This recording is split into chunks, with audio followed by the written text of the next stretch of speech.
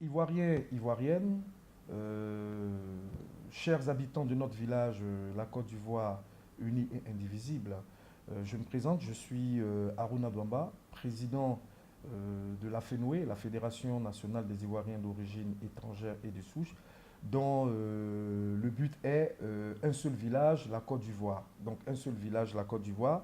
Donc j'explique que les objectifs de la FENOE, c'est une paix durable et le vivre ensemble.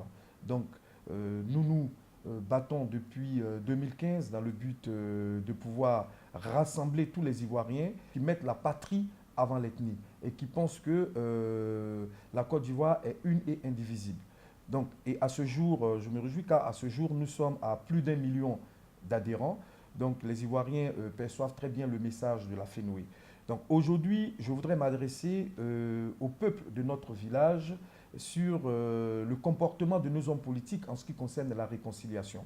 Et il faut dire que la réconciliation a fait que les dirigeants de notre village qui est la Côte d'Ivoire se sont laissés aller aussi dans les thèmes de réconciliation, pensant que le peuple est divisé. Mais en réalité, c'est un faux problème. En réalité, c'est un faux problème parce que, pourquoi je vous le dis, nous sommes en Côte d'Ivoire, nous nous déplaçons un peu partout en Côte d'Ivoire, et quand vous arrivez dans certaines villes où il y a plusieurs ethnies qui sont mélangées. Je vous donne même l'exemple à côté, l'exemple de Gaïwa, l'exemple d'Anyama, l'exemple de Man. Vous arrivez, vous avez des Djoula, vous avez des Atiers, vous avez des Bété, vous avez ceci, cela. Mais les gens, ils se fréquentent au quotidien. Les enfants jouent ensemble, ils vont à l'église ensemble, ils vont à la mosquée ensemble. Mais quand on nous parle de réconciliation, ça dit quand tu es à l'étranger, tu es hors de la Côte d'Ivoire, tu as l'impression que les Ivoiriens ne font que se tuer tous les jours, que les Ivoiriens ne se parlent pas. Donc nous demandons à nos populations, de ne pas se laisser emporter par la manipulation des hommes politiques. Et ce que je n'arrive pas à comprendre dans le comportement de certains, j'arrive pas à comprendre comment est-ce que des individus qui se disent qu'ils aiment la Côte d'Ivoire, qui se permettent d'envoyer des messages de violence, des messages de va-t-en-guerre à leurs frères ivoiriens, et ils veulent, en plus de ça, ils nous parlent de réconciliation. Donc moi, je dis, les hommes politiques qui proposent ce qui peut aider les Ivoiriens dans leur quotidien, et qui proposent, et que le gouvernement actuel, que le gouvernement aussi se donne dans ce sens, car nous sommes fatigués avec les histoires de réconciliation. Les histoires de réconciliation, ça nous met en retard. Je vous donne un exemple d'un pays comme le Rwanda. Le Rwanda, où il y a eu un génocide qui n'a rien à voir avec la Côte d'Ivoire. Le Rwanda, aujourd'hui, c'est un pays exemplaire pour l'Afrique. Aujourd'hui, les Africains, quand tu arrives au Rwanda aujourd'hui, tu es fier d'être au Rwanda. Donc, le génocide, ça s'est passé avec le président Kagame, qui lui est toujours au pouvoir. Il a été même accusé par la France de génocidaire. Il a retiré son pays de la francophonie. Et aujourd'hui, ce même président fait la fierté des Rwandais. Alors, qu'est-ce qui s'est passé? C'est que les Rwandais ont compris qu'il fallait mettre la patrie avant l'ethnie. Donc, c'est ce que nous demandons à nos populations, c'est ce que nous demandons à nos frères et sœurs. Vous savez, la Côte d'Ivoire a une histoire. La Côte d'Ivoire a une histoire. Et personne ne pourra refaire l'histoire de la Côte d'Ivoire. Nous sommes obligés de vivre ensemble.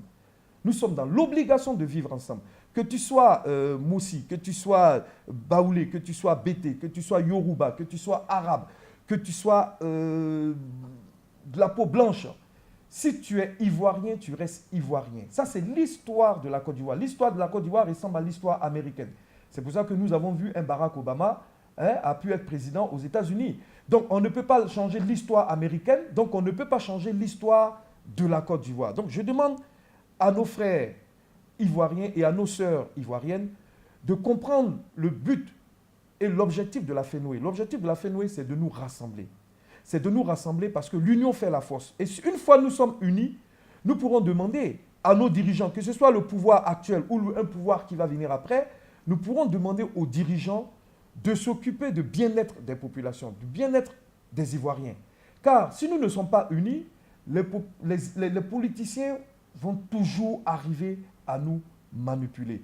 Un pays fort, un pays c'est-à-dire un pays qui aspire à une paix durable, c'est un pays où la population met la patrie avant tout. La patrie avant le parti, la patrie avant l'ethnie, la patrie avant toutes sortes de considérations. Je vous donne un exemple. Vous allez à l'église les dimanches. Vous allez voir que quand vous arrivez à l'église, vous trouvez un endroit où vous vous installez. Vous n'avez pas besoin de chercher à savoir est-ce que votre voisin, il est musulman, il est doula, il est baoulé, il est ceci. Non.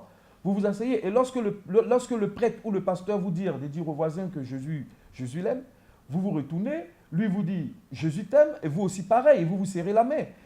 Pareil à la mosquée les vendredis. Les vendredis à la mosquée, vous êtes assis, vous arrivez à trouver une place, vous vous installez. Vous êtes assis à côté de quelqu'un, vous ne savez même pas d'où il vient.